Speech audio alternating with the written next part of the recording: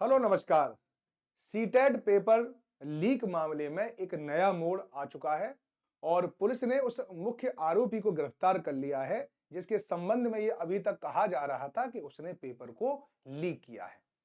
अब उसके मोबाइलों को जांच की जा रही है और जांच करने के बाद बहुत सारे सबूत भी वहां से खंगाले जा रहे हैं, क्योंकि मोबाइल में कई ग्रुप होते हैं और ग्रुप का संबंध अन्य मोबाइल या अन्य नंबरों से भी होता है। तो प्रश्न यही आता है कि अब इस पर केस दर्ज हो जाएगा और केस दर्ज होगा तो किस किस को पार्टी बनाया जाएगा, और अगर पार्टी बनाया जाएगा तो फिर उसमें एक पार्टी प्रमुख होगी सीटेट की। यानी सीबीएसई कराता है सीटेट तो सीबीएसई भी पार्टी बनेगी और सीबीएसई को फिर इसका जवाब अनिवार्य रूप से देना होगा। तो सभी स्टूडेंट जिन्होंने बड़ी मेहनत से इस पेपर को दिया है उनके दिमाग में यही प्रश्न आ रहा होगा कि सर, कहीं सीटेट का पेपर कैंसिल ना हो जाए।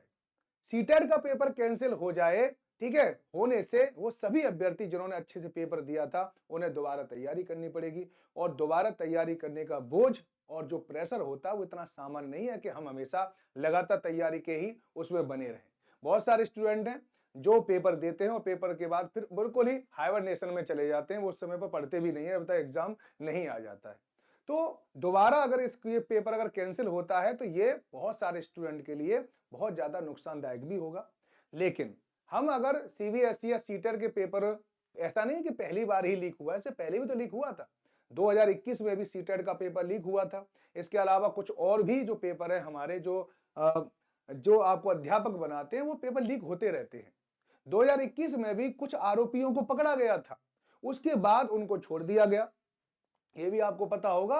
और निश्चित रूप से एक और बात याद रखना कि उस समय पर भी एक पुख्ता सबूत मिलने के बावजूद भी सीटेट निरस्त नहीं हुआ था।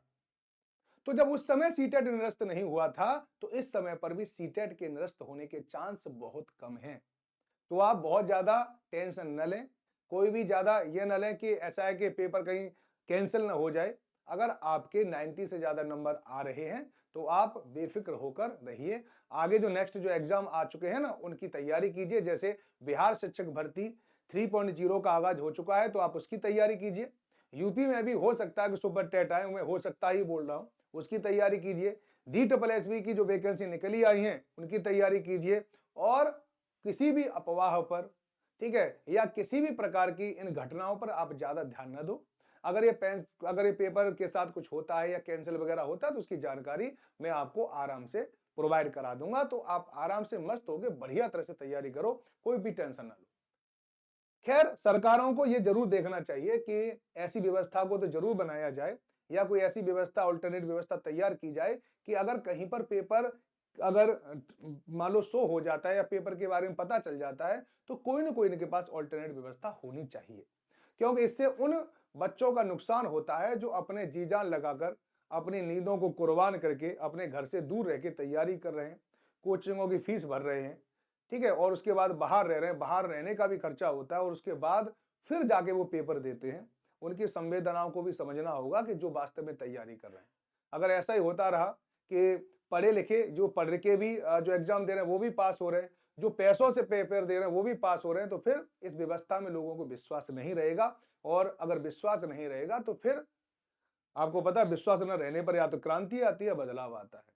तो चलिए, इसी खबर के साथ में आपके सामने आया था कि वो आरोपी है, आरोपी को पकड़ लिया गया है। अब देखो कोई ना कोई सीबीएसई इसका जवाब तो अब जरूर देगा, क्योंकि सीबीएसई अभी तक खामोश है, चुप है।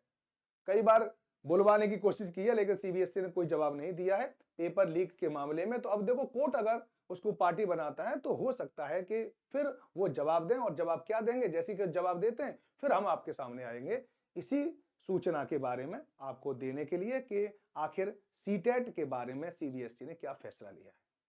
तो आज की खबर सिर्फ इतनी ही। चलिए आगे फिर बात करते हैं, तब तक के लिए बाय बाय, टेक केयर, सब लोग अपना ध्यान रखें। जय हिंद, जय भारत।